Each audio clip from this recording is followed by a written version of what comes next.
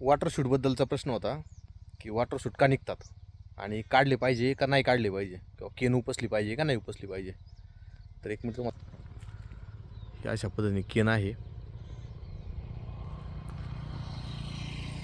हे अशा पद्धतीने केन आहे.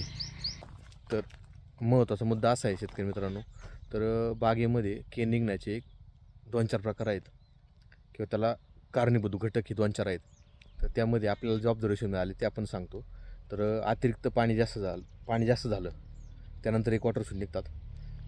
सुरुवातीच्या काळापासून जर तुमचं वॉटर मॅनेजमेंट चांगलं नसेल, पहिल्या पाण्यापासून जास्तच पाणी देत असाल तरी देखील ती वॉटर मॅनेजमेंटमध्ये येऊन थोडक्यात पाणी जास्त होतं, त्यामध्ये आलं. दुसरी गोष्ट, नत्रयुक्त खतांचं प्रमाण जर जास्त गेलं तरी देखील वॉटर शूट निघतात. आणि महत्त्वाचं म्हणजे तिसरं, जर आपण खड छाटणी केली असेल किंवा बाग दाबलेली असेल किंवा जास्तच खोलवर दाबून काडी जर मारली असेल किंवा वॉटर शूटचीच फांदी तयार झालेली आहे आणि तिलाच आपण जर टॉपिंग करून परत जर माल निघत असेल आपल्याला, तर अशा देखील बागांमध्ये जास्त वॉटर शूट किंवा केनचं प्रमाण हे वाढत असतं.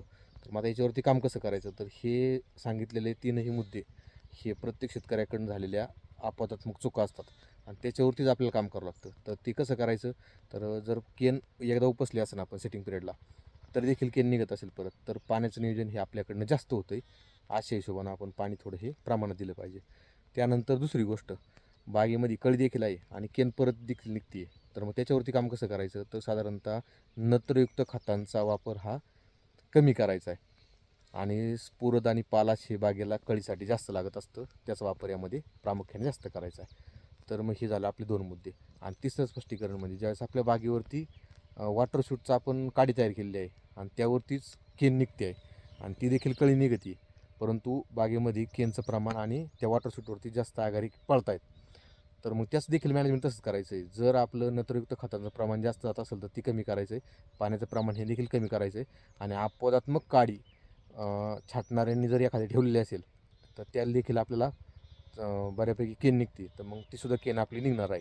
उदाहरण अशा पद्धतीने केन असते वॉटर शूटचा फांदीला, ही तर देखील आहे. यामध्ये देखील तसंच काम करायचं आहे, जसं की आपण आता सांगितलं असं. जी अपवादात्मक काडी आपण जास्त दाबलेली आहे किंवा वॉटर शूटचीच काडी तयार केलेली आहे, तर त्याला देखील आघार निघतात. तर ही होती तीनही प्रश्नांची उत्तरं.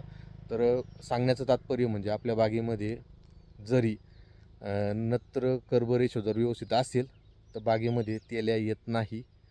सगळ्यात महत्त्वाचं म्हणजे नत्राचं प्रमाण वाढल्यानंतर तेल्याचं प्रमाण हे देखील वाढतं. त्यामुळे नत्रयुक्त खतांचं सेटिंग पिरियडमध्ये आपलं हे प्रमाण कमी असावं आणि बागेमध्ये